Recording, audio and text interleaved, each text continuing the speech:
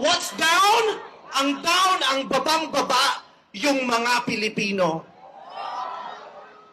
Kaya sa ngalan ng lahat ng mga kapwa ko, artistang nasa entablado ngayon, pati na rin yung mga artistang nasa baba at nasa iba't ibang lugar na nakikisama sa amin, binabati po namin kayong lahat. Mabuhay kayo, mga kapwa namin Pilipinong nanakawan ng gobyerno. Mabuhay kayo. Yan ang pagbati natin sa isa't isa. At para sa lahat naman ng mga politiko at bahagi na ng gobyerno na nagnakaw sa atin, nagnanakaw sa atin, mga nakatingin habang may nagnanakaw sa atin, mga kasama ng mga nagnanakaw sa atin, mga alam na may nagnanakaw pero hindi nagsasalita, mga kasama ng mga nagnanakaw, mga nagtatago ng magnanakaw, isa lang ang gusto namin sabihin sa inyong lahat. Patawad kay Father, pero putang ina ninyo!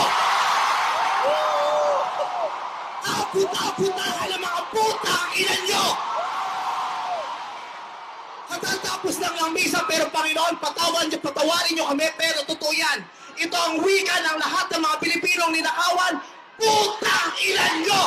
Putang ina nyo! Putang ina nyo! Putang ina nyo! Putang ina nyo!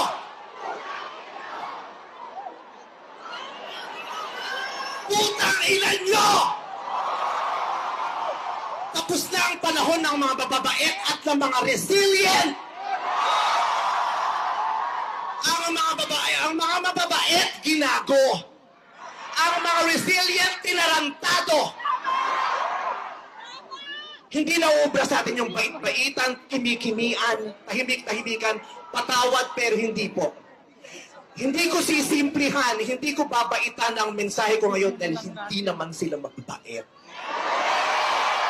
Sa katunayan, mga hayop sila. So bakit natin babaitan ang mensahe natin? Hindi natin kakalmahan ang mga salita at kilos natin dahil deserve nila ang galit, ang pikon at poot ng mga nanakawang Pilipino. Hindi tayo pwedeng kumalma. Hindi pwedeng iiyak lang. Hindi pwedeng magtitiis lang, hindi tayo kakalma. Hindi ko kayang maging magalang sa kanila dahil mga bastos sila. Mga salaula sila at mga baboy sila. Hindi natin kayang maging mabait sa kanila dahil mga walang ya sila.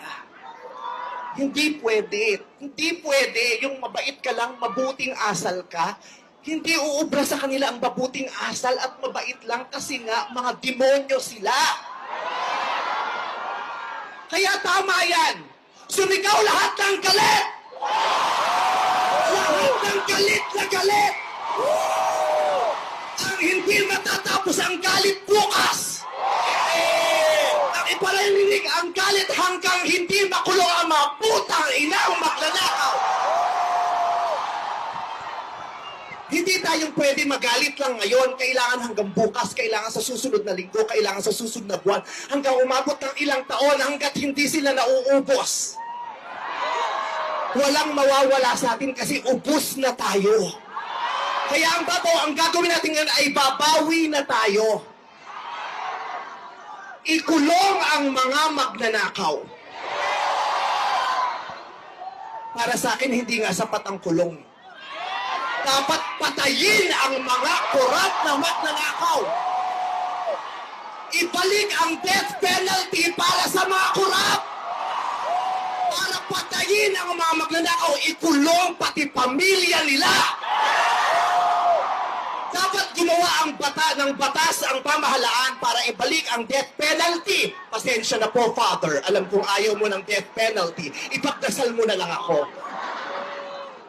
Ibalik ang death penalty para sa magnanakaw. Dahil ang magnanakaw, ang corrupt na public official, hindi ko natatawag na public official, ang corrupt na politiko ay higit pa sa mamamatay tao. Ang corrupt na politician ay higit pa sa magnanakaw. Ang corrupt na politician, ang corruption ay higit pa sa terorismo. Ang mga terorista, namimili lamang ng lugar at panahon kung kailan aatake. Pero ang mga magnanakaw sa Pilipinas, walang pinipiling araw. Araw-araw nila tayong ninanakawan. At ang inaatake ng mga terorista, yung mga iba ang pananampalataya, iba ang paniniwala, iba ang lahi. Pero ang mangkurap, kapwa Pilipinong kalahi ang ninakawan. Kaya hindi tayo pwedeng sumuko lang ng ganito. Kaya hinahamon ka namin, Pangulong Bongbong Marcos, kung gusto mong magkaroon ng magandang legasiya, ang pangalan mo, ipakulong mo lahat ng magnanakaw. Nakatingin kami sa iyo, Pangulong Bongbong Marcos. At inaasahan ka namin, hindi dahil sa idol ka namin, kundi dahil sinuswelduhan ka namin at inaasahan namin na tutuparin mo ang inuutos naming mga employer mo. Kami ang nagpapasahod sa inyo. Tapos na ang panahon na natatakot tayo sa gobyerno. Takutin natin ang gobyerno dahil ang kapangyarihan nasa sa atin, wala sa kanila.